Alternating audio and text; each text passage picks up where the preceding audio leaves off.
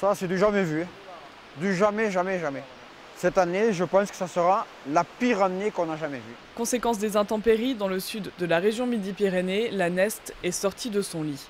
Agriculteur installé ici depuis 26 ans, Philippe Dujardin voit son terrain grignoté par la rivière, minute après minute. De cet angle ici à l'autre angle, là-bas du champ, il y avait toute une lisière de bois avec des acacias et des frênes qui ont été taillés il y a 3 mois et taillés ici à 6 mètres de hauteur. Aujourd'hui, vous voyez, il n'y a plus rien. Aujourd'hui, il y a à peu près 3500 à 4000 mètres carrés de disparus. Un peu plus loin, ces 20 hectares de céréales ont été recouverts par 40 cm d'eau pendant 36 heures. Aujourd'hui, l'heure est à l'évaluation des dégâts. Il y a un gros risque aujourd'hui de prolifération de maladies. Et ces maladies risquent d'intoxiquer la culture de céréales à paille et de diminuer le rendement très fortement. Ça pourrait engendrer pas loin de 20 000 euros de pertes, quoi, de chiffre d'affaires, si jamais je devais pratiquement rien récolter, quoi.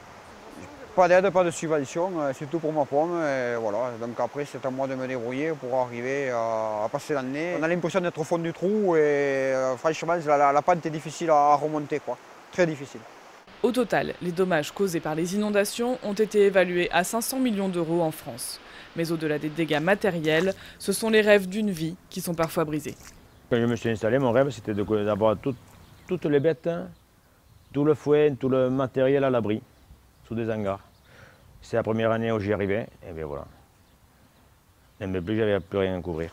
C'est monté très vite, 1 heure de temps, 1 heure. Ce qui était semé est parti avec l'eau et le reste est noyé dans l'eau. Pour l'instant, on ne réalise pas, on est en état de choc.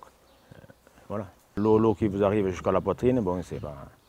Puis vous avez peur pour les gens qui vous aident. Je vous dis, mon père avait 80 ans, il voulait descendre dans l'eau, tout ça, ça choque, quoi. Charles Godot a pu mettre ses animaux à l'abri. Pour l'instant, une seule de ses vaches est décédée. Aujourd'hui, ce sont les maladies qu'il craint et pour lui, le pire est à venir. Découragé. On n'a pas le temps de l'être. De toute façon, déjà, on faisait 15 heures par jour avant, alors voilà. Aujourd'hui, on ne dort plus.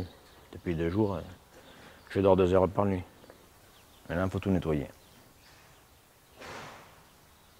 Déjà, le temps ne nous avait pas aidé jusqu'à maintenant, mais là, c'est... L'état de catastrophe naturelle devrait être reconnu la semaine prochaine.